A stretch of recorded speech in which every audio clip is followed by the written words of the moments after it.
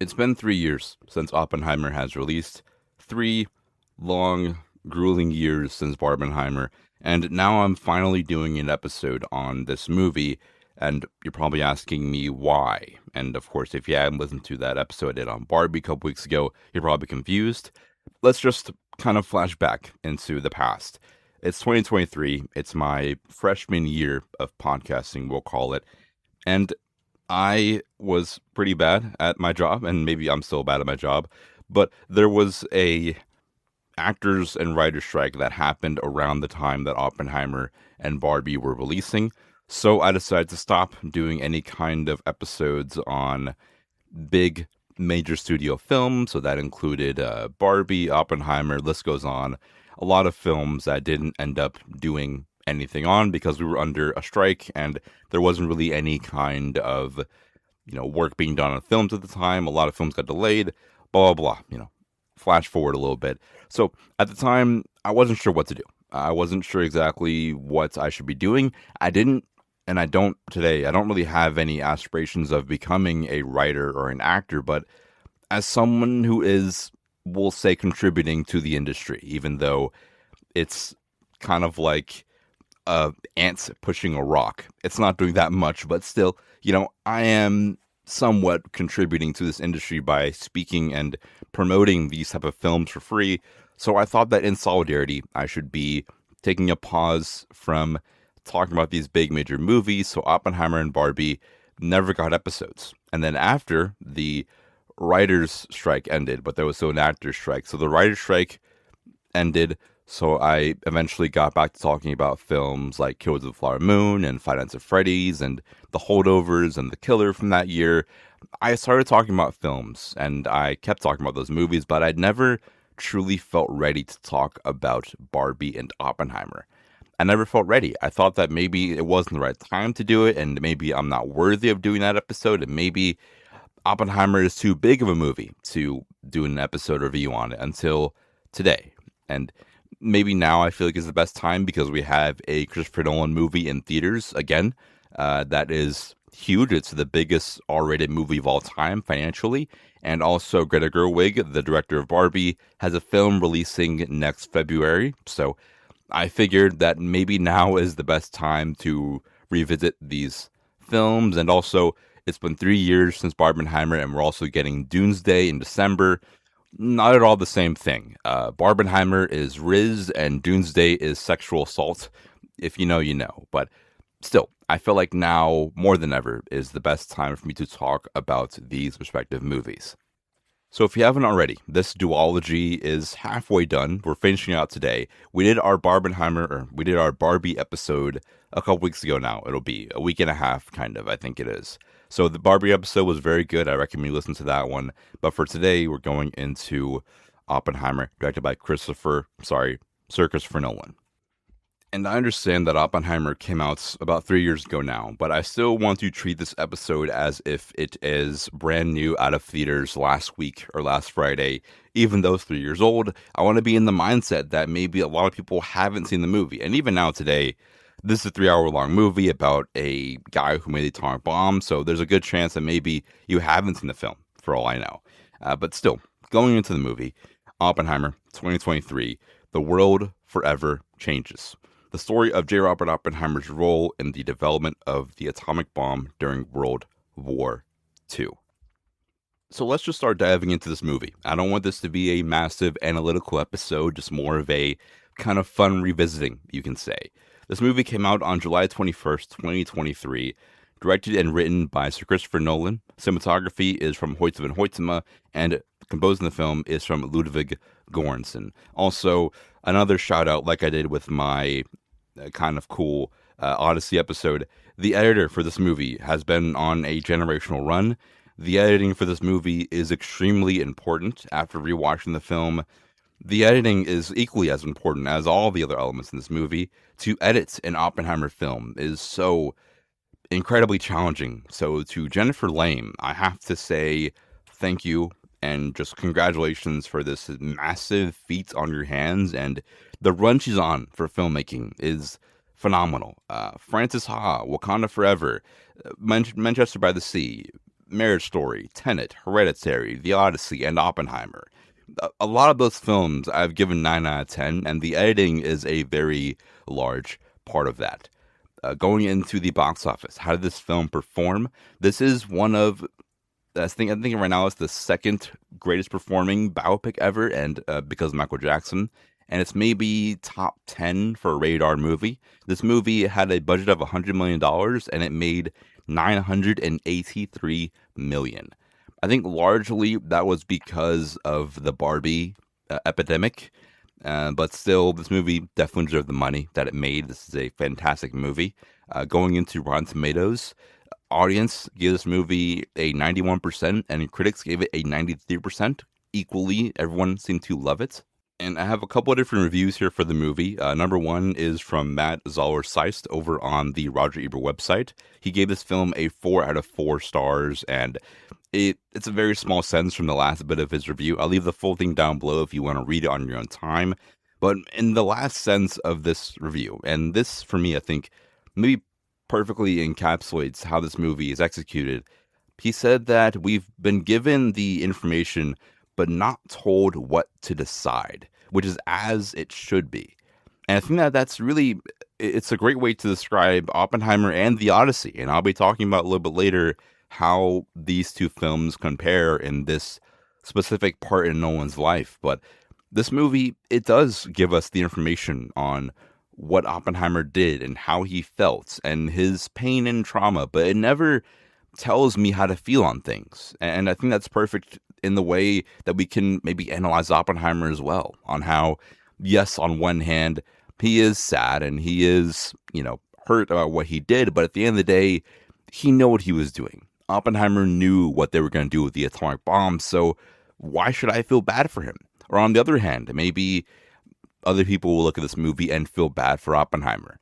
I love that, how it's maybe open to interpretation, and we're not strictly given these rubrics and syllabus on how our emotions should emotion out in a way. I like that a lot. And for the second review here for this movie that I have, it is from myself. I'm sorry, I know this is the Obama meme of Obama putting a medal on Obama, but my review for this movie, I reviewed it when I saw it in theaters in 2023, and it still holds up to this day. In my review for the movie, I gave it 5 out of 5 when I first saw it, and in my review, I said, don't try to understand it, just feel it. That's from Logan on Letterboxd. Good shout out to that guy. I heard he's pretty cool. But yeah, don't try to understand it, just feel it, and that's the exact same way I feel about this movie. A lot of characters, a lot of information, a lot of astrophysics, a lot of things in this movie, but I'm not going to understand it all on the first watch, or maybe even the third or fourth watch. I'm not going to understand everything, but the best part is just to feel this movie. And we live in a cinema of meaning and a cinema of emotion and purpose, and this movie does have a lot of meaning and feelings I need to really feel out for me to truly enjoy and appreciate it. Looking at how this film performed at the Academy Awards, let me quickly for a second take a sip of water because it's a very long list here. Give me 1 second. Okay, so I've taken a sip of water. Let me just go through it right here. So for the Academy Awards for 2024, honoring films in 2023, we have costume design, production design, editing, cinematography, adapted screenplay, supporting actor for RDJ, supporting actress for Emily Blunt, leading actor for Cillian Murphy, best director, best picture, best sound, best score, and best makeup. That is a massive run. It didn't win everything. It only won for cinematography, supporting actor, leading actor, best picture, and best director. That's 5 different Oscars to come. And deserving. I mean, truly deserving. If we wanted to give this film more nominations, I wouldn't be mad at it by any means. This movie, for me, what it did and what kind of legacy it has now as being, you can argue it's the best Nolan movie. It's not for me yet, but it's definitely in the top 3. It's a perfect movie. If you want to call this movie Nolan's magnum opus, I feel like he has a filmography of magnum opus movies, but this one is definitely special. This movie is so different as well. There's a reason why I think this movie is still better than The Odyssey. As good as that movie is, Oppenheimer is just so hard to beat. Nolan came out incredibly hot with this movie, and the legacy at the Academy and how this film has impacted myself and many others, it shows. So how did I feel about this movie going into the film and even when I saw it, and how do I feel about today? Going into this movie, leading up to the movie, I was excited for it. I mean, it's Christopher Nolan, it's Oppenheimer, the music sounds super cool, it sounds super crazy and fun, the atomic bomb, it's cool.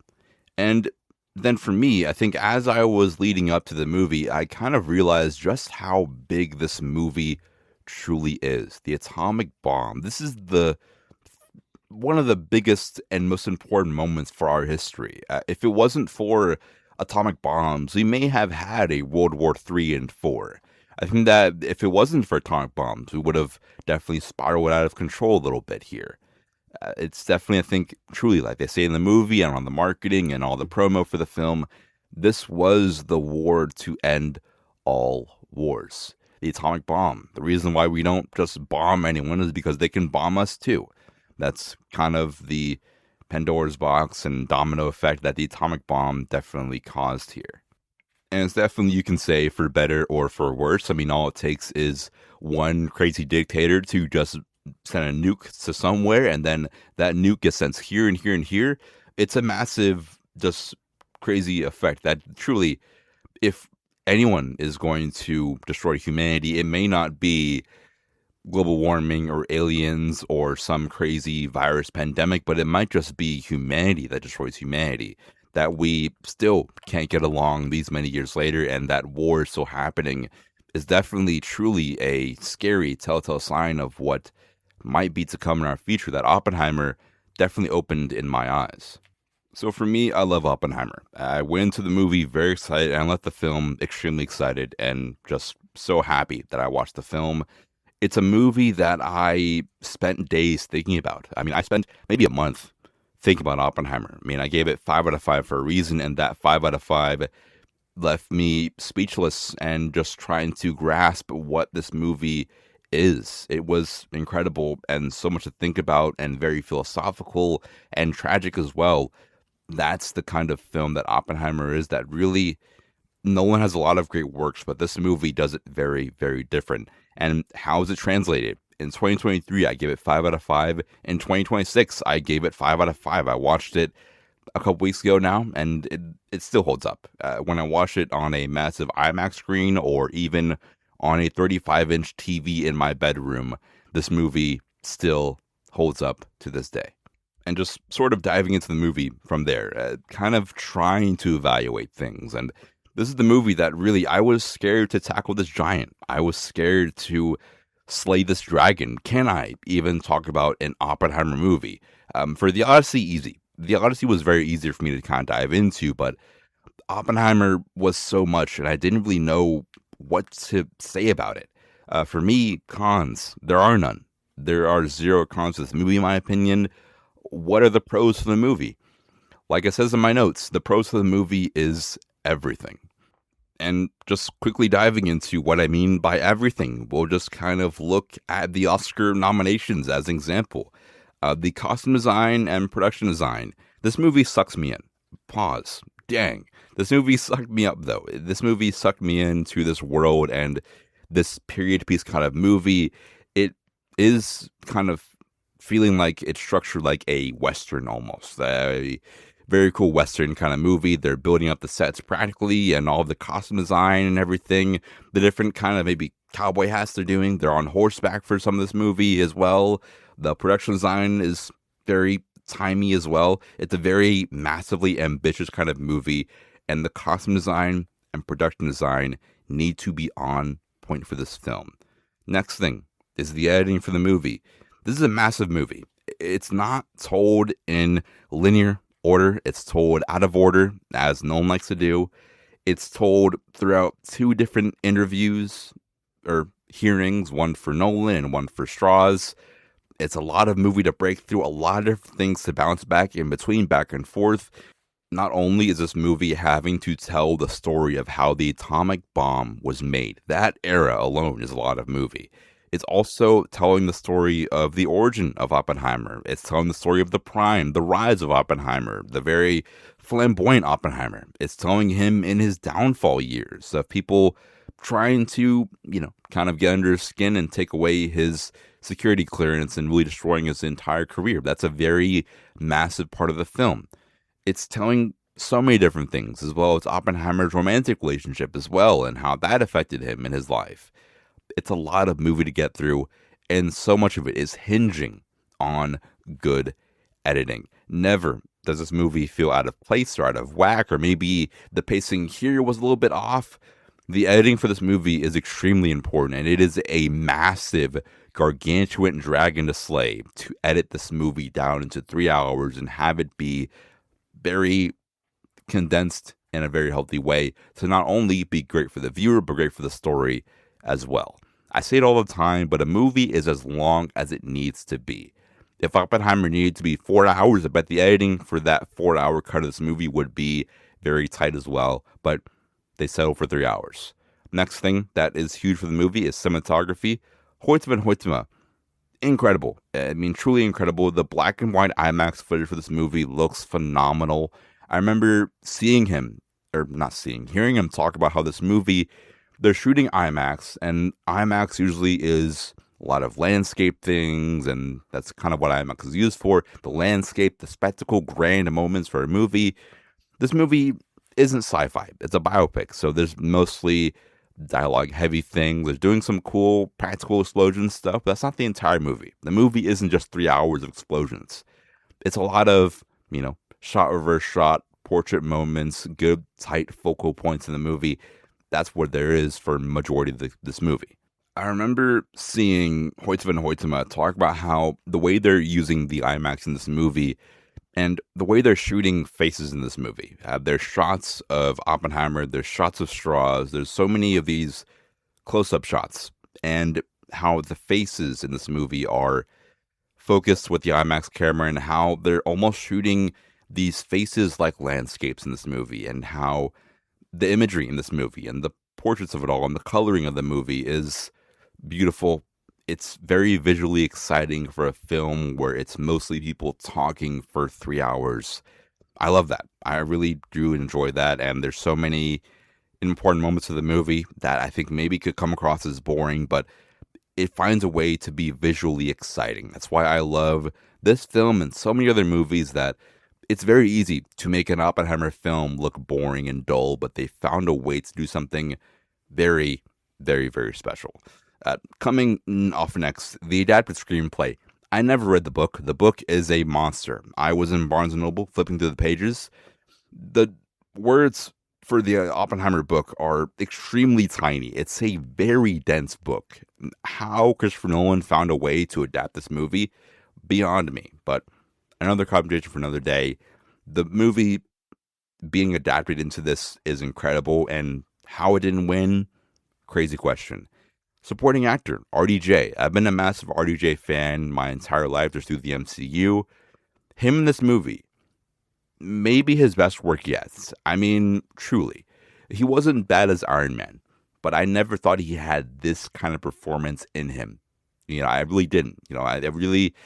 Me seeing him in the MCU made him see like a kind of one-dimensional kind of guy, but seeing him cast in a Nolan movie, I was like, oh, cool. Let's see what happens. And he was generational. This is truly a great piece of performance here for the movie, and kind of another pro. The acting across the board is phenomenal. There's a scene with Casey Affleck for one scene, and he maybe has 3 minutes of screen time, we'll say. Phenomenal. Casey Affleck, one of the best actors of the century, and his small role in the movie is extremely, extremely intimidating, but also so good. I really love Casey Affleck, especially in this movie. It's incredible. Also nominated for this movie was Emily Blunt. And Emily Blunt, let's just quickly give her some flowers here. Emily Blunt, I think, doesn't get the love she deserves. She's been in everything, in every single genre. She's been proven, and she's proved to be able to do anything you ask her to do. She's going to be able to do it very, very well. And I don't think anyone's out here calling Emily Blunt bad, but I think that she truly deserves her flowers. If you ask her to be in a biopic, she can do it. If you ask her to act alongside The Rock, she can do it in The Smashing Machine and be incredible. If you ask her to be in a horror movie, she can do it in A Quiet Place. If you ask her to be in a comedy, she can do it in The Fall Guy. If you ask her to be in a war movie, then she'll be in Sicario. If you ask her to be in a sci-fi film, she'll be in Disclosure Day and Edge of Tomorrow. Emily Blunt, I think, truly does not get the love she deserves for being able to do whatever you ask her to and do it well. Truly, Emily Blunt, it was a very competitive year for the actress race, but Emily Blunt, incredible. Leading actor, Cillian Murphy, enough said. I'm not even going to need to say anything. Cillian Murphy delivered in spades for this movie. Phenomenal. Best Director, Christopher Nolan, finally getting a Best Director win. Insane. I mean, I didn't cry, but I could have cried. And I know it's glazing to cry that Christopher Nolan finally won an Oscar, but truly, he deserved it. When he won that Oscar, I felt like I won it too. Massive glaze, but it's deserving for Nolan. Best Picture win, that was just clearly for me the best movie of that year, without a doubt. Best Sound, maybe could have won, but whatever. It's incredible. The score for this movie is phenomenal. The score for the film, I truly think, is very, very good. It's a 3-hour movie. The score is very, very important for the film to be executed well. And without this score from Ludwig Göransson, this movie won't work. I mean, truly, what Ludwig did, and he won the Oscar for this movie as well, I forgot to mention, he won for Best Original Score for Oppenheimer, and it's extremely well-deserving. Without this kind of score, this movie really won't work. I think that even Hans Zimmer, incredible, I don't think he really would have been able to do this movie like Ludwig and do it this well. And this score for the film, without it, the movie would feel like it's missing a piece here for the movie. It does have the great editing, the great acting, the great cinematography, but without the score being able to almost guide the movie to the ending, it wouldn't really be the same like it is. And Ludwig, he is one of the greatest of all time. We'll say it now because, I mean, the run he's on right now, Ludwig can retire today and he would be top 10 composer of all time easily.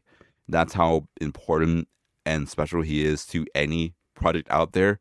From The Odyssey to Tenet to Sinners to Black Panther, he's phenomenal and he's incredible, and this movie proves it once again. And now, maybe onto themes for the movie and themes of how this movie also connects to The Odyssey. This movie is about a man who did something grand and special and important and feels guilt and shame by it. And he is praised by many and also feared and hated by many as well. And also in pursuit of greatness and all the spoils that it comes with, Oppenheimer also had time away from his family and also wasn't able to be there, wasn't able to be the best father, the best husband. He cheated on his wife multiple times throughout their marriage, and he also betrayed her as well. And it's very sad to me seeing this kind of story, but it's also sad seeing how this kind of theme and this story and message also directly relates to The Odyssey. How both Oppenheimer and Odysseus are both ashamed of what they did. I remember I was listening to this podcast, and there was this historian guy who was talking about, he was talking about Caesar, and also he sprinkled on the Odyssey a little bit. He was talking about how in the story for the Odyssey, whenever the Trojan War, whenever Troy is mentioned, whenever the Trojan horse is mentioned, people start crying. People are crying and weeping over what happened at Troy. People in that story are crying about Odysseus being gone. His wife and his son are saddened by this moment. And the same thing can directly relate to Oppenheimer, how maybe his wife was sad and upset with what he did. And maybe also the people of Hiroshima and Nagasaki are weeping and are very sad. And Oppenheimer feels a weight and guilt for that. But he can't really do anything about it, unfortunately, except for seeing what he's done and trying to live with that pain and sadness that he directly caused. There's a line in the movie for Oppenheimer. Kitty, Oppenheimer's wife, tells Oppenheimer that you can't commit a sin and then expect people to feel bad for you or feel ashamed or try to come and comfort you. You can't do that. And maybe he expected it. Maybe his expectation of wanting people to feel bad for him and not receiving that is what led him to be sad and depressed a lot of his life. And the same thing can also be seen in the Odyssey on how what Odysseus did with the Trojan horse and breaking these rules of war and the rules of Zeus as well, seeing the ripple effects of the people from the sea in that movie being these monsters in that film and causing chaos and havoc. He was that. He was that person that did those evil things and caused this evil to spread and throughout the world. And this sadness and pain became a commonality in the world because of Odysseus and because of Oppenheimer. But at the end of the day, you can't feel sad for what you did. I mean, you can't expect someone to feel sad for you. You can't commit the sin and then expect someone to feel bad for you. Neither for Odysseus or Oppenheimer. And they both know this, and that leads them to feel shame and sadness of their life. The fact that both of them spent so much time away from their family and away from what matters most, and both of them caused so much pain as well in pursuit of this massive prize of greatness, that it does make it sad at the end of the day. And also what I've noticed after watching The Odyssey and also Oppenheimer, what makes it even more sad, a triple sadness here for you guys. This movie, The Odyssey and Oppenheimer, I wondered for so long and kind of wondered why Nolan became so preachy. Why Nolan, all of a sudden, randomly, he became so preachy to the point of he's preaching about the atomic bomb and preaching about Hiroshima and Nagasaki and the importance for us not to have war but to have peace, and the importance of family, the importance of spending time with your loved ones as well, and truly making your life about what matters most and preaching the right thing.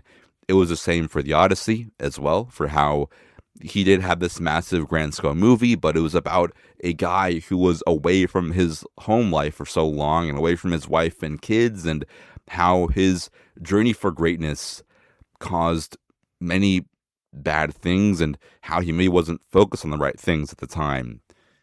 For me, I think both of these things are things that Christopher Nolan is dealing with in his life right now, and definitely something that he's dealt with throughout his entire career, which maybe makes Oppenheimer and The Odyssey a very kind of cool and a very long double feature. That would be like 5 or 6 hours every day, but worth it. It's like an entire shift of work, but it's definitely very, very worth it. If you have time to watch The Odyssey and Oppenheimer in one day, power to you. But you would notice that both of these things may be the thing that Christopher Nolan is dealing with in his own life. And did Christopher Nolan build the atomic bomb or build the Trojan horse? No, he did not. Obviously, he's not that guy. But Christopher Nolan, he makes a lot of good movies. And he's made a lot of these movies that, in pursuit of greatness, in pursuit of him living his dream, he's naturally spent a lot of time away from family. His wife and his kids, he may not get to spend the most amount of time with because he's away making his movies. Or maybe Christopher Nolan, like Oppenheimer and Odysseus, maybe he has regret in his life by what he's done. Not because he made the Dark Knight trilogy. The Dark Knight trilogy is incredible. But maybe Christopher Nolan is upset that he has a voice. He has influence. Christopher Nolan, he probably knows he's the biggest director in the world. I mean, he can do whatever he wants. Christopher Nolan can make whatever he wants. If he wanted to make a movie about the freaking Sesame Street live action movie, he can probably do that if he really wanted to. If he really wanted to get the movie made, somehow, some way, Universal would give him $500 million to do it. But that being said, at the same time, Christopher Nolan built an incredible career out of the Dark Knight trilogy, out of Memento, out of Interstellar, Inception. But maybe he regrets not telling a story about what matters and about the pain and tragedy of the world, about anti-war, about how we're dealing with these massive very sad genocidal moments in the world as well. Very dark moments of war are happening in the world every single day. And maybe Nolan felt like he had some responsibility to do something about it. There was a quote that I mentioned in the Barbie episode from Alex Ramosi. And Alex Ramosi said that it's not your fault, but it is your problem. And I kind of weaved it with how Barbie, it's not her fault that, women are taking her presence as Barbie negatively and how she is a negative symbol for women, but it is her problem to do the right thing. And now it's not my fault exactly that Oppenheimer made the atomic bomb. It wasn't my fault that they dropped the atomic bomb, but it is my problem to make sure that peace is spread throughout the world, that we are living in a better world for my future children. It's not my fault that Odysseus made the Trojan horse. I mean, the Trojan horse and that whole movie, it's fiction. It's a very fun movie, but it's not my fault that Odysseus made the Trojan horse and he sieged Troy. But it is my problem to make sure that I spread peace and that I prioritize the important things in life, which are family.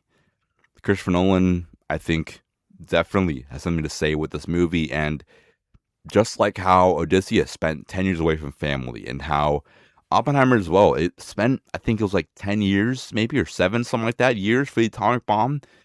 All that time away from family and friends and his life really gone for this tragic moment. The same with how in the Odyssey, Odysseus' journey away from home and how that only caused pain and tragedy, and how Odysseus was scared to go back home because he wasn't sure it was the same as it was because of the tragedy that he really committed.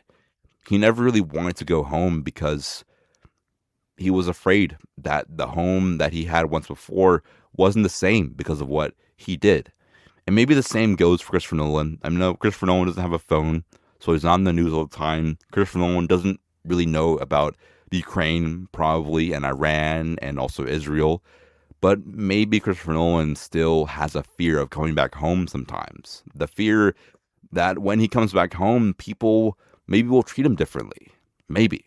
I'm not sure. And I'm not Christopher Nolan, but clearly with these two films, how similar they are, how similar Oppenheimer and Odysseus are as people, how he chose to do these two movies as well. It's not like anyone told him that he had to do Oppenheimer and had to do The Odyssey, but he chose to do these two very similar stories for a reason.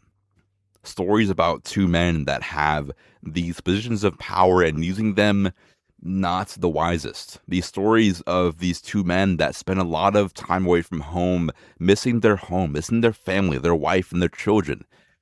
These are very similar things here that I feel like at some point, maybe it was on purpose, or maybe naturally, it had a way of reflecting his own life. At some point, it has to.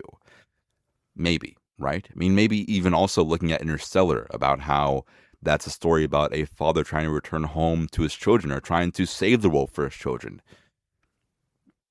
Clearly, I think at some point we have to look at the context clues and maybe think that Nolan might be dealing with these things all the same. And I mention all the time about how stories and directors maybe get worse as they age. Or maybe that's what Tarantino says, at least. Tarantino says a lot that directors get worse as they age, and Tarantino only wants to do this amount of movies and he's done. But for me, I think that the works we've gotten from directors that are older has been really, really good. I mean, looking at Christopher Nolan, who's getting older and more reflective on his life, that's been a very commonality from these older directors. Looking at even Martin Scorsese with Killers of the Flower Moon, that's a very reflective movie about his life and about immigration that he should have told a long time ago, but he never found the time to.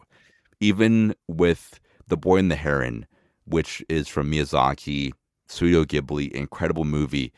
That movie, The Boy and the Heron, the alternate title is To Live. And a movie from an older guy called To Live, and life and his regrets in life and his pain and tragedy in life as well. That's on full display in that film. So for me, directors don't get worse as they age. They get better.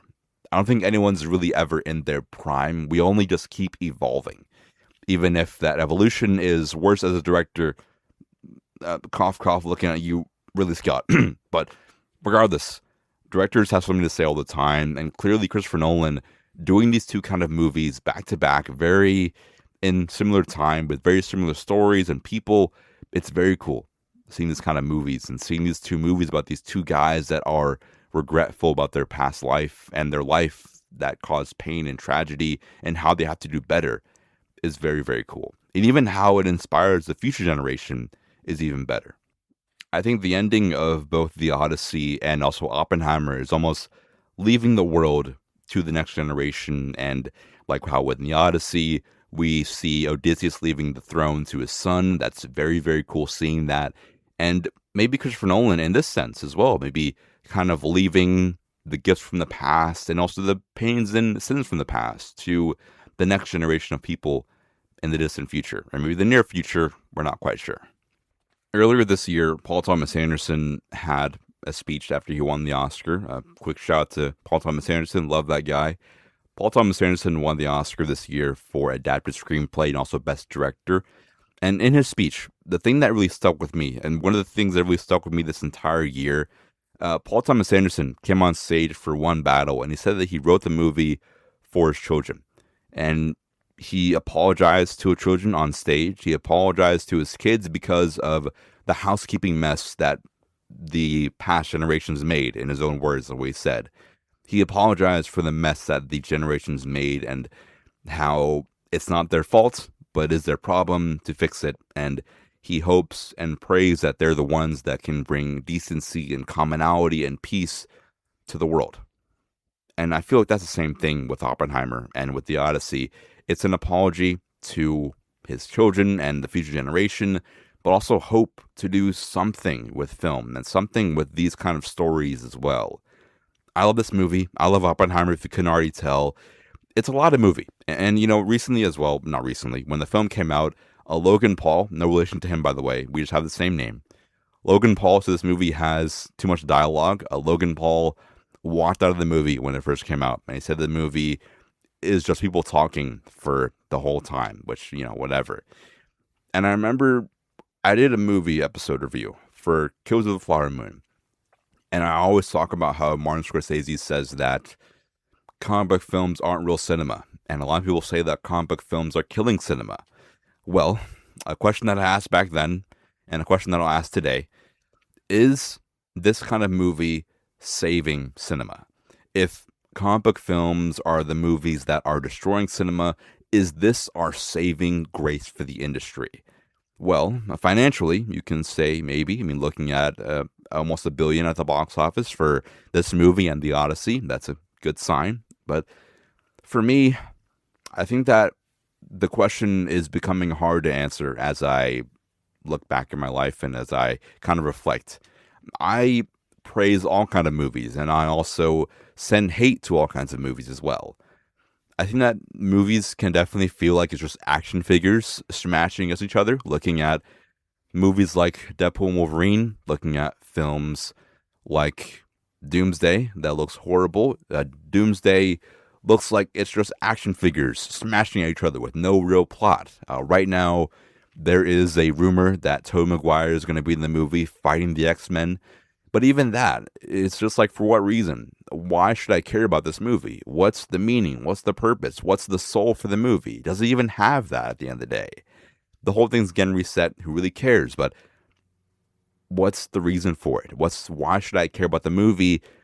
The question still for me hasn't been answered. But at the same time, I've been giving praise to films like Superman from James Gunn, like Spider-Man Brand New Day is phenomenal. Like Guardians of the Galaxy Volume 3 is one of my favorite films of the century so far. Even the Spider-Man movies from Miles Morales Spider-Man is phenomenal as well. So for me, the question is becoming harder to define. I feel like the massive world of film is starting to unfold. The ones that was theme park films are starting to become sometimes better than the quote-unquote real cinema of the world. For me, if a film has something to say and something to invoke to the audience and a message and a true, sincere message to the audience, then That's all I need. Whether it's a movie about a guy making an atomic bomb and feeling very sad about it, or a guy building a massive wooden horse and returning back home after massive monsters, and also getting to spend time with Charlize Theron is somehow a bad thing, whatever. Those are great. Those kind of films are fantastic, but also movies like Spider-Man No Way Home that has these massive generations of characters and generational moments kind of merging into one film can feel like slop. But for me, I cried to that slop. So what does that say? Or even like how Spider-Man Brand New Day tackles mental health and loneliness in our modern society. And that's a very important theme to tell. And that movie does it very good also. For me, is this movie saving cinema? Sure. But are a lot of the other theme park movies also saving cinema? Yeah, they are. I mean, for the industry, we need to make money, and Doomsday is making massive amounts of money. So what does that say? Oppenheimer is incredible, but Oppenheimer isn't the only movie out there in the world, and that's okay to say. But Oppenheimer, for me, I think is one of the most important movies that we'll ever have in our lifetime. Because what Oppenheimer and The Odyssey as well taught me is that it's not my fault that any of these bad things happen, but it is my problem to be better every day. And maybe that's just the meaning of all of this. My final score for Oppenheimer is a massive 5 out of 5, 10 out of 10, an A+. If you couldn't already tell from me talking, this movie is great, and I really enjoy it, and you should definitely watch it if you haven't already.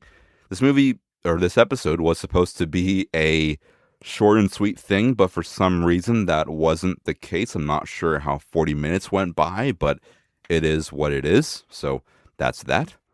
I also forgot to mention that Barbenheimer was very, very cool. That's the final thing I need to kind of throw in there. Barbenheimer was special. I saw Oppenheimer late on a Thursday night, and then I got out to see Barbie the very next day. That was a very magical experience for me. I mean, truly incredible, very massive moment for film history that I really don't think will ever be recreated ever, even if they try. With the disappointing Doomsday thing, it's horrible, but they will never be able to recreate what Barbenheimer did and how effective and beautiful that it was for film. Truly, I'm extremely grateful to the people that I saw it with, to the theater employees. Thank you for Barbenheimer. It was truly a very, very beautiful experience that I will forever cherish in my heart until the day that I die. If you haven't already, we have an episode for Barbie as well that's also non-spoilery like this one. That Barbie episode is fantastic, and I think you should really listen to it. If you've been listening to the show recently, I truly want to say thank you. You're the reason for all of this. You're the reason that the lights are on, that the fridge is full. You're the reason that I'm here today. So I really do appreciate it. This weird little creative outlet / passion project has been a very important part of my life for the past 3 years, and I wouldn't be anywhere without it. That's weird to say, but it's kind of true. But until next time, that's enough of my yapping. Tell me, how did you feel about Oppenheimer? Did you like it? Did you hate it? I want to know right now, if you possibly can. I'm sorry for the wait. I'm sorry it took 3 years for this episode, but that 3 years was fun and cool, and Oppenheimer was definitely worth waiting this long for to review it. So I appreciate it. Until next time, stay swagged out, stay cool, watch more films. Until next time, I'm Real Slogan, and I'll see you guys in the next one.